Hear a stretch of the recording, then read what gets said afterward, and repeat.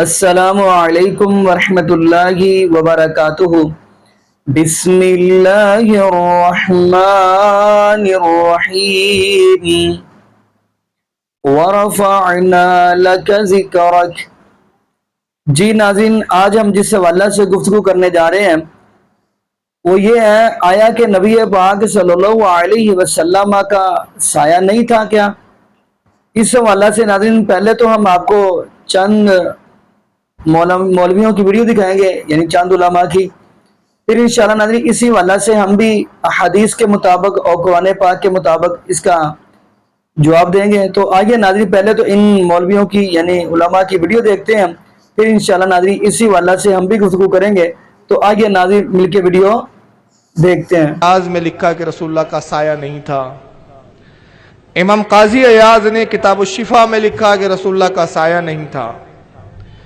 امام عبد الرحمن ابن جوزی نے الوفا میں لکھا کہ رسول اللہ کا سایہ نہیں تھا۔ متعدد کتابیں ہیں، حدیث کے انبار ہے جس میں ثابت ہوتا ہے، جس سے بتایا گیا ہے کہ رسول اللہ کا سایہ نہیں تھا۔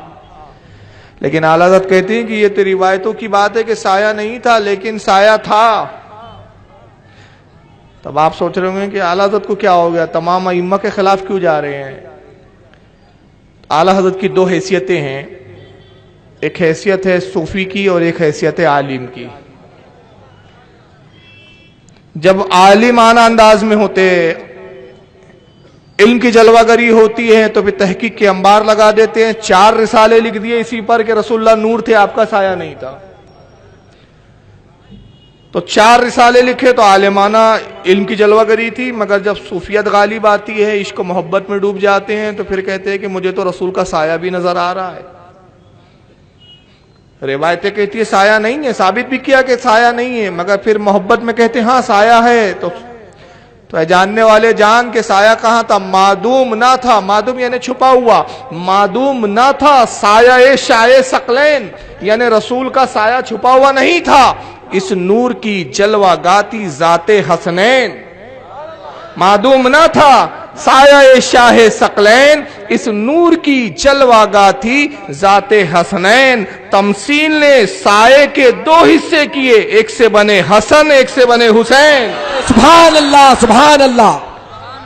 تمثیل نے سائے کے 2 حصے کیے، ایک سے بنے حسن ایک سے بنے حسین۔ حق ہے، سبحان اللہ۔ کہا کہ نبی کا سایہ تھا مگر وہ کس شکل میں تھا؟ یہ اندھیرے کالے پن کی سیاہی نہیں تھی روشنی کے مقابلے میں، وہ سایہ حسن حسین کی ذات تھی۔ اور سایہ کی تاثیر ہوتی ہے کہ اپنے جسم سے پیچھے چلتا ہے، جسم آگے ہوتا ہے سایہ پیچھے ہوتا ہے، مطلب رسول آگے ہیں نواسے پیچھے ہیں، تو جہاں نبی کا قدم ہے وہاں نواز۔ مجدد پاک سے جب پوچھا گیا کہ حضور علیہ السلام کا سایہ تھا، فرمایا نہیں، یعنی زمین پر حضور کا سایہ نہیں تھا۔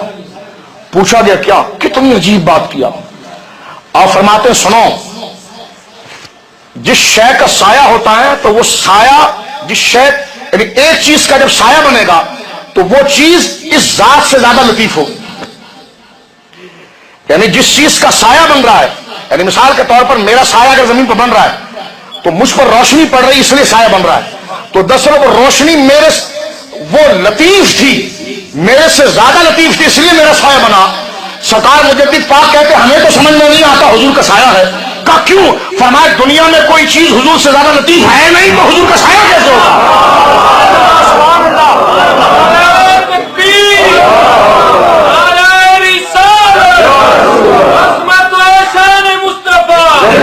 اگر آپ ادھر آئیے تو جناب مناظروں کی بحث لگی ہوئی ہے، معاملات کی بحث لگی ہوئی ہے۔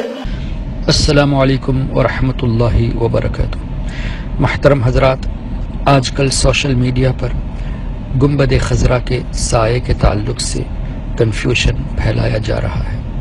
یہ بات ذہن میں رہے کہ ہم اہل سنت والجماعت نے کبھی یہ دعویٰ نہیں کیا کہ گنبد خضرا کا سایہ نہیں ہے، بلکہ ہمارا دعویٰ یہ ہے کہ چونکہ اللہ تعالیٰ نے اپنے حبیب نور مجسم محمد الرسول اللہ صلی اللہ تعالیٰ علیہ وسلم کو نور سے پیدا فرمایا، اس لیے حضور اکرم نور مجسم صلی اللہ تعالیٰ علیہ وسلم کا سایہ نہیں ہے۔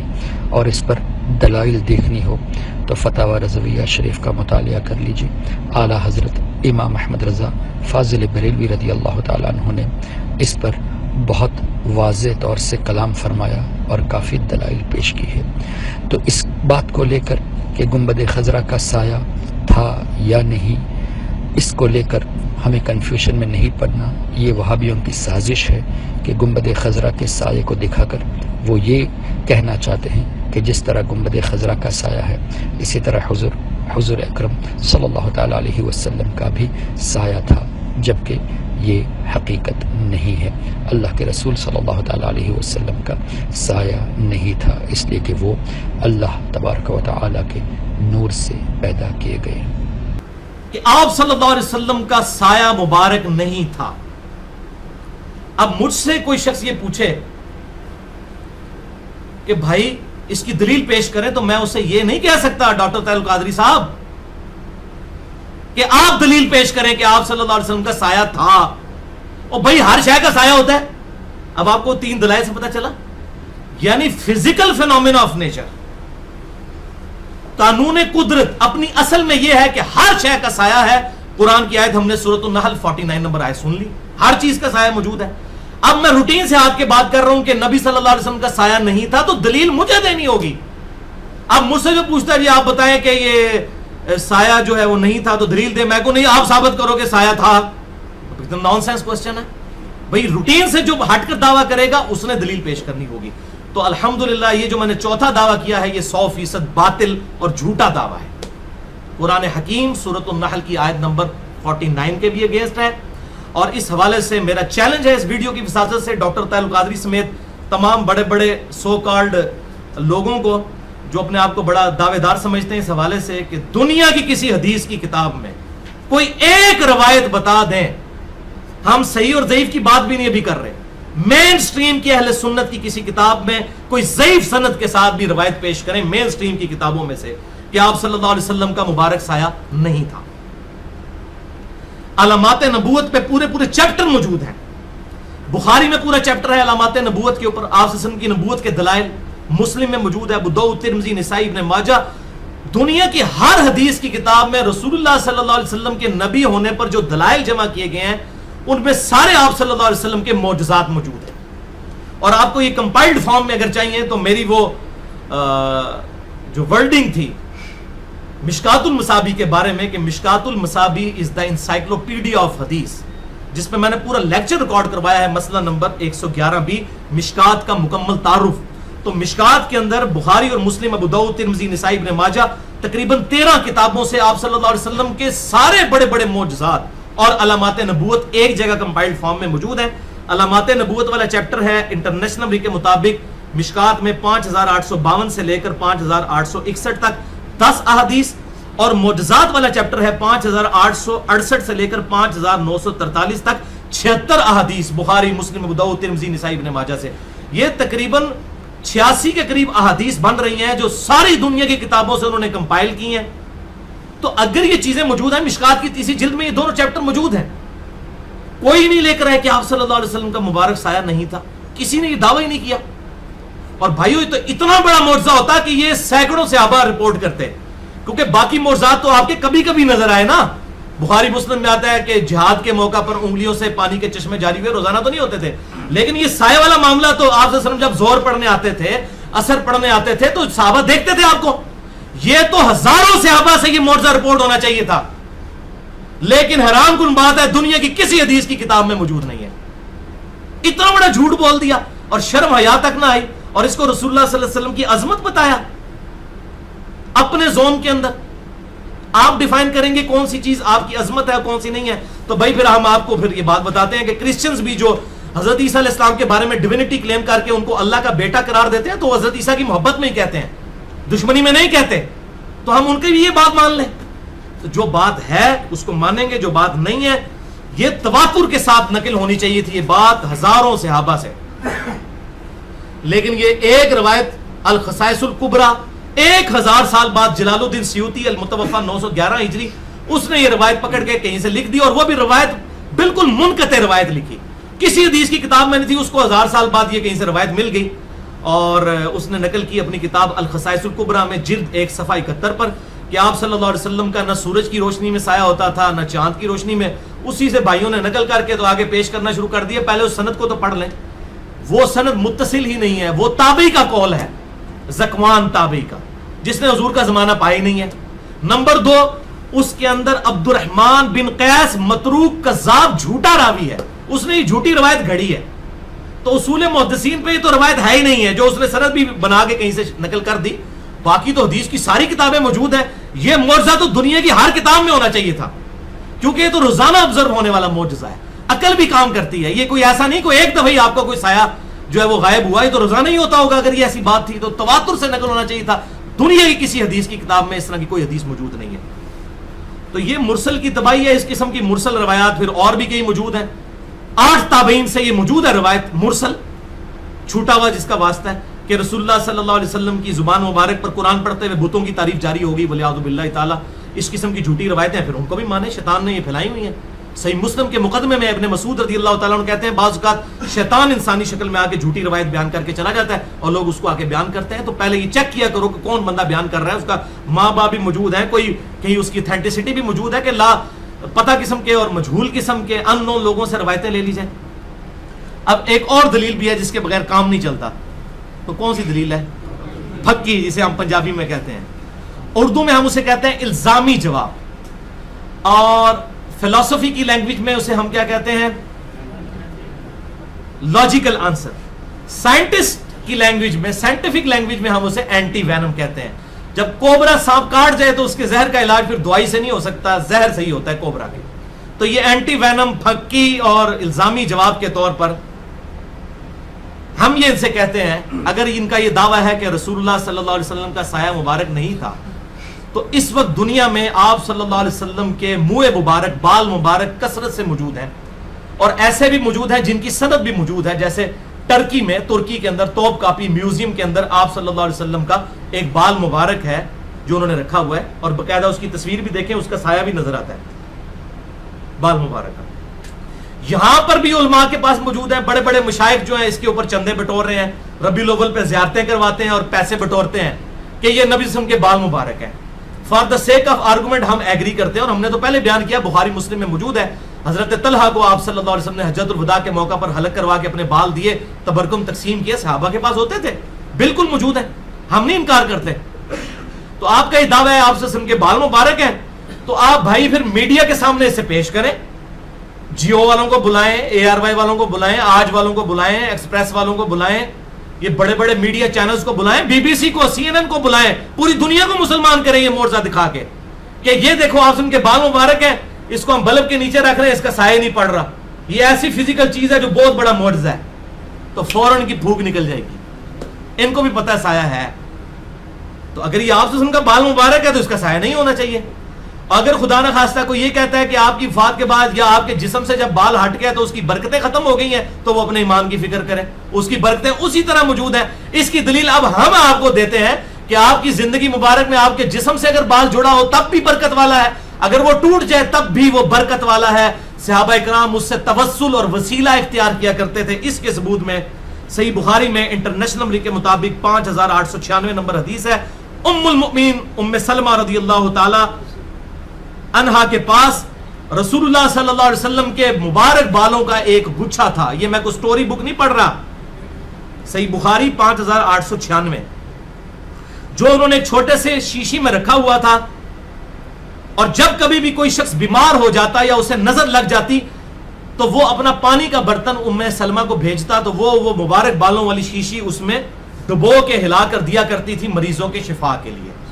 بال مبارک جسم سے ہٹ چکے ہیں, تو یہ بدبخت جن کے یہ جھوٹے دعوے ہیں نا, ان سے پوچھے بال مبارک ہٹے ہوئے, آج بھی ان کا فیض موجود ہے. اگر سایہ مبارک نہیں تھا ان بالوں کا نہیں ہونا چاہیے, ان کی موت ہے. اپنے سارے مرے ہوئے بزرگوں کو بھی اگر بلا سکتے ہیں for the sake of argument بلا لیں, اور جتنے زندہ ہیں ان سب علماء کو جمع کریں, میری اس پھکی کا جواب دیں, یا پھر یہ پھکی لے کے اپنا ہاضمہ درست کریں اور یہ غلط لوگوں کو عقیدہ نہ بتائیں, بال مبارک کا سایہ دکھائیں. اسی طریقے سے یہ تو بال مبارک کی بات ہو رہی ہے. آپ صلی اللہ علیہ وسلم کے وہ جسم کا ٹکڑا تھا, آپ صلی اللہ علیہ وسلم کے جسم پہ جو کرتا آتا تھا جو جسم کا حصہ نہیں تھا, الگ سے تھا, اس کے بارے میں صحیح مسلم میں انٹرنیشنل نمبر کے مطابق 5409 نمبر حدیث ہے. اسماء بنت ابی بکر کہتی ہیں حضرت عائشہ جب فوت ہونے لگی ان سے میں نے رسول اللہ کا ایک کرتا لے لیا, جو آپ صلی اللہ علیہ وسلم پہنا کرتے تھے سرخ رنگ کا وہ کرتا تھا دھاری دار, اور آپ صلی اللہ علیہ وسلم اسے پہنا کرتے تھے, اور ہم اس کرتے کو پانی میں بھگو کر اس کا دھون مریضوں کو شفا کے لیے پلاتے ہیں. تو آپ کے تبرکات کا توسل تو آج تک قائم ہے.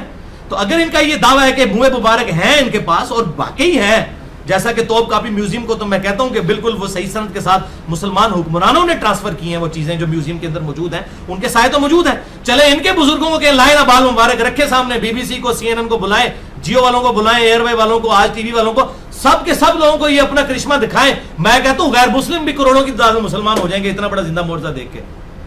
یہ ایسا ہے ہی نہیں ہے معاملہ, ایم ہی جھوٹ کیا ہوا ہے. تو یہ تھی پھکی, انشاءاللہ اب ان کا ہاضمہ. جی ناظرین, آپ نے یہ ویڈیو ملاحظہ فرمائی.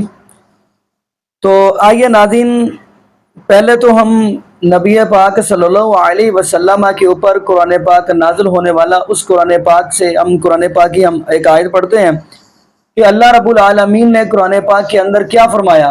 اللہ رب العالمین نے سورہ رعد کے اندر اور آیت نمبر 15 یعنی 15 اس کے اندر اللہ رب العالمین فرما رہے ہیں وَلِلَّهِ يَسْجُدُ مَنْ فِي السَّمَاوَاتِ وَالْأَرْضِ طَوْعًا وَكَرْهًا وَظِلَالُهُمْ بِالْغُدُوِّ وَالْآصَالِ. یہ سورہ رعد کی آیت ہے. اس کا ترجمہ کیا ہے؟ اور جتنی مخلوقات آسمان اور زمین میں ہیں خوشی اور ناخوشی سے اللہ رب العالمین کے آگے سجدہ کرتی ہیں, اور ان کے سائے بھی صبح و شام سجدہ کرتے ہیں. تو ناظرین قرآن پاک کی ایک اور آیت دیکھیں گے تو یہ ہے سورہ نحل کی آیت ہے. قرآن کہہ رہا ہے اولم یروا الی ما خلق اللہ من شیء یتفیأ ظلالہ عن الیمین والشمال سجدا للہ وہم داخرون. یہ سورہ نحل کی آیت ہے. تو ترجمہ کیا انہوں نے اللہ کی مخلوقات میں سے کسی کو بھی نہیں دیکھا کہ ان کے سائے دائیں اور بائیں سے لوٹتے ہیں, یعنی اللہ کے آگے عاجز ہو کر وہ سجدہ کرتے ہیں. یعنی ان دو آیات سے ناظرین یہ بھی پتہ چلتا ہے کہ آسمان اور زمین میں اللہ نے جتنی مخلوقات پیدا کی ہے ان کا سایہ بھی ہے. تو نبی پاک صلی اللہ علیہ وسلم کا سایہ ناظرین یہ مستدرک حاکم کی روایت ہے اور جلد نمبر 4 ہے. تو آئیے ہم نبی پاک صلی اللہ علیہ وسلم کے صحابی حضرت انس رضی اللہ تعالی عنہ کا ہم تعارف کرواتے ہیں. حضرت انس رضی اللہ تعالی فرماتے ہیں کہ ایک رات نبی کریم صلی اللہ علیہ وسلم نے ہمیں نماز پڑھائی اور بالکل نماز کی حالت میں اپنا ہاتھ اچانک آگے بڑھایا پھر جلدی سے پیچھے ہٹا لیا. یہ مستدرک حاکم کی روایت ہے. ہم نے عرض کیا اے اللہ کے رسول صلی اللہ علیہ وسلم آج آپ نے خلاف معمول نماز میں نئے عمل کا اضافہ کیا ہے؟ تو آپ نے فرمایا نہیں بلکہ بات یہ ہے کہ میرے سامنے ابھی جنت پیش کی گئی تو میں نے اس میں بہترین پھل دیکھے, جی میں آیا کہ اس سے کچھ لے لوں, یعنی دل میں آیا کہ میں اس سے کچھ لے لوں, تو مگر فوراً حکم ملا کہ پیچھے ہٹ جائیں. تو میں پیچھے ہٹ گیا. پھر مجھ پر جہنم پیش کی گئی. آگے الفاظ کیا ہے حدیث کے؟ فرمایا حتی رأیت ذلی وظلالکم, اور اس کی روشنی میں نے اپنا اور تمہارا سایہ دیکھا. اس کی روشنی میں نے اپنا اور تمہارا سایہ دیکھا. دیکھتے ہی میں نے تمہاری طرف اشارہ کیا کہ پیچھے ہٹ جاؤ.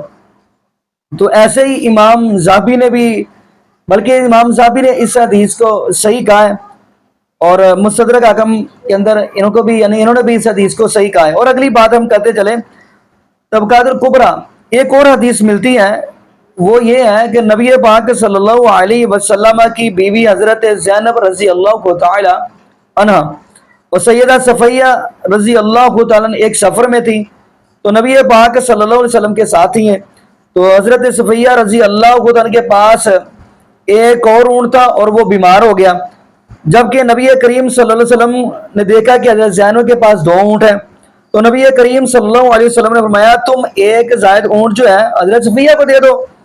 تو انہوں نے کہا میں اس یہودیہ کو کیوں دوں, کیونکہ انہوں نے اسلام قبول کر لیا تھا, حیدر سے آئی تھی. خیر, تو اس پر نبی کریم صلی اللہ علیہ وسلم ناراض ہو گئے اور 3 مہینے حضرت زینب کے پاس ہی نہ گئے. یہ حدیث ہے نبی پاک صلی اللہ علیہ وسلم کی. حتیٰ کہ حضرت زینب نے مایوس ہو کر اپنا سامان باندھ لیا, یعنی جانے کی تیاری کی. تو سیدہ زینب رضی اللہ تعالی عنہ فرماتی ہیں फरमाया फबैनमा अना यौमन बिनिस्फि नहारी इदा अना बिजिल्ली रसूलिल्लाह सल्लल्लाहु अलैहि वसल्लम। या भी हज़रत ज़ैनब फरमाती है अचानक मैं देखती हूँ दोपहर का वक्त है कि नबी करीम सल्लल्लाहु अलैहि वसल्लम का साया मुबारक आ रहा है। साया यानी ये जो लफ्ज़ है अना बिजिल्ली साया, इसका मतलब साया आ रहा है। अचानक देखती हूँ दोपहर के वक्त नबी करीम सल्लल्लाहु अलैहि वसल्लम का साया मुबारक आ रहा है। अकली तौर पर भी मालूम होता है साया फकत उस जिस्म का होता है जो ठोस नगर और नेज़ सूरज की शुआओं के आगे गुजरने ना दे। तो क्या जो नाज़रीन मैं बात बताना चाहता हूँ कि ये ऐसे हदीस से भी ये पता चला कि नबी करीम सल्लल्लाहु अलैहि वसल्लम का साया था। और कुछ यानी इस चीज़ का इनकार करते हैं, कहते हैं कि आप नूर थे और नूर का साया नहीं होता। ये भी लोग सवाल करते हैं, ये भी हम बात करते चले। आप नूर थे, नूर का साया नहीं होता, ये बात कहते हैं। तो आपका साया इसलिए नहीं था कि आपके साये पर कदम आ जाता, या लोग कहते हैं कि इसलिए साया नहीं था कि क्योंकि आपके साये के ऊपर किसी का कदम आ जाए तो आप नबी करीम सल्लल्लाहु अलैहि वसल्लम की तौहीन ना हो जाए, इसलिए साया नहीं था।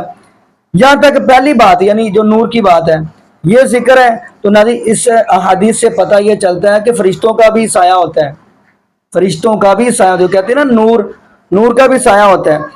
तो नारी आप कहेंगे इसकी दलील सहीह बुखारी किताबुल जनाज़ के अंदर ये हदीस मौजूद है और जिल्द नंबर 2 है। तो हदीस क्या है? नबी करीम सल्लल्लाहु अलैहि वसल्लम के सहाबी हजरत जाबर रजी अल्लाह को तान के वालिद अब्दुल्ला रजी अल्लाह को तान गज़वा ओहद के अंदर शहीद हो गए और उनके अहलो अयाल उनके इर्द गिर्द जमा हो गए। तो नबी करीम सल्लल्लाहु अलैहि वसल्लम ने क्या फरमाया? फरमाया मा ज़ालतिल मलाइकतु, मैं क्या देखता हूँ कि आपके जो बाप अब्दुल्ला है उनके ऊपर फरिश्तों ने अपने परों का साया किया हुआ है। ये यानी कि हदीस के अल्फाज है, जब तक तुम्हें इन्हें यहाँ से उठा नहीं लेते उस वक्त तक फरिश्तों ने इसके ऊपर अपना साया किया हुआ है। तो नाज़रीन इससे यह पता चलता है कि फरिश्तों का भी साया था। तो नाज़रीन मैं हैरान इस चीज़ पे हूँ कि नबी पाक सल्लल्लाहु अलैहि वसल्लम के ऊपर कुरान नाज़िल होने वाला और नबी पाक सल्लल्लाहु अलैहि वसल्लम का फरमान, ये दोनों छोड़कर अगर बंदा किसी और के तरफ जाए तो नाज़रीन फिर हम यही कहेंगे सहीह बुखारी की हदीस है। तो नाज़रीन जो बंदा अल्लाह का कुरान और नबी पाक सल्लल्लाहु अलैहि वसल्लम का फरमान छोड़कर किसी दूसरे की तरफ जाए तो उसका फिर वही हाल है। मैं हैरान होता हूँ इस चीज़ पे, जब हमारे पास अल्लाह का कुरान है और नबी पाक सल्लल्लाहु अलैहि वसल्लम का फरमान है, फिर दूसरी तरफ जाने की जरूरत ही क्या है। मुझे यहाँ पे एक बात याद आ गई, हदीस नबी पाक सल्लल्लाहु अलैहि वसल्लम एक मरतबा गा रहा है, तो ये सूरह अहज़ाब की आखिरी आयत है, गा रहा है। तो खैर नबी पाक सल्लल्लाहु अलैहि वसल्लम की अज़वाज मुतहरा सारी जमा है। ये इस आयत की तफसीर करते हुए इमाम बुखारी लिखते हैं, तो सारी जमा है। नबी पाक सल्लल्लाहु अलैहि वसल्लम फरमाने लगे खैरियत है, आप सारी जमा बैठी हुई हो? फरमाया अल्लाह के नबी खैर ही है। खैर तो हजरत आयशा सिद्दीक़ा रज़ी अल्लाह तआला अन्हा ने यह कह दिया अल्लाह के नबी जैसे कैसर और किसरा की औरतें जेवर पहनती हैं, यानी कि वो, तो हमें भी इस चीज़ की ज़रूरत है। तो अल्लाह पाक ने ये इसलिए तो कुरान पाक की आयत नाज़िल फरमाई थी। फरमाया या अय्युहन नबिय्यु कुल्ली अज़वाजिका इन कुंतुन्ना तुरिदनल हयातद दुनिया व ज़ीनतहा। खैर ये जो सूरह अहज़ाब की आयत है इसके अंदर अल्लाह रब्बुल आलमीन ने तो यही तो जुमला समझाया कि ए मेरे महबूब इस्लाम, आप फिर अपनी ज़वाज मुतहरा से कह दे अगर ये दुनिया का माल से मोहब्बत करती हैं, दुनिया के माल से, तो फिर मैं आपको दुनिया का माल दिए जाता हूँ। सूरह अहज़ाब की आयत है, तो आप माल लेके चलती जाएंगे। तो खैर नाज़रीन यहाँ पे जुमला ये निकलते हैं, नबी पाक सल्लल्लाहु अलैहि वसल्लम फरमाने लगे प्यारी आयशा जाओ जाके, हदीस लंबी है मैं थोड़ी मुख्तसर कर रहा हूँ। नबी पाक सल्लल्लाहु अलैहि वसल्लम हालांकि महीना नाराज भी रहे हैं क्या जब घर आए हैं, तो नबी पाक सल्लल्लाहु अलैहि वसल्लम फरमाते हैं आयशा जाएं अपने अबू बकर सिद्दीक़ रज़ी अल्लाह तआला से मशवरा कर आए। तो हज़रत आयशा सिद्दीक़ा रज़ी अल्लाह तआला ने क्या फरमाया? फरमाया अल्लाह के महबूब जी मेरे पास रब का कुरान है और नबी पाक सल्लल्लाहु अलैहि वसल्लम का फरमान है, अगर इन दोनों को छोड़कर मैं अपने अब्बू के दरवाजे पे जाऊं, माजी फरमा रही हैं हमारी आयशा सिद्दीक़ा रज़ी अल्लाह तआला अन्हा फरमाती हैं अगर मैं रब का कुरान नबी पाक सल्लल्लाहु अलैहि वसल्लम का फरमान छोड़कर अपने अब्बू जी के दरवाजे पे जाऊं क्या मेरा ईमान रह जाएगा? तो नाज़रीन यही तो समझाना चाहता हूँ। और उम्मती अब अल्लाह का कुरान नबी पाक सल्लल्लाहु अलैहि वसल्लम का फरमान छोड़कर किसी दूसरे के दरवाजे पे जाए तो अब सोचिए क्या उसका ईमान रह जाएगा? बाकी नाज़रीन मेरी ये दुआ है अल्लाह पाक हमें नबी पाक सल्लल्लाहु अलैहि वसल्लम की शरीयत के मुताबिक जिंदगी गुजारने की तौफीक दे, और ये भी दुआ करे अल्लाह पाक हमें 5 वक्त का पक्का और सच्चा नमाजी बना दे। تو جتنے بھی بے اولاد جوڑے ہیں اللہ پاک سب کو نیک نورینہ صحت تندرستی والی ایمان والی لمبی زندگی والی اولاد عطا فرما دے. جزاکم اللہ خیرہ. احسن جزا. السلام علیکم ورحمۃ اللہ وبرکاتہ.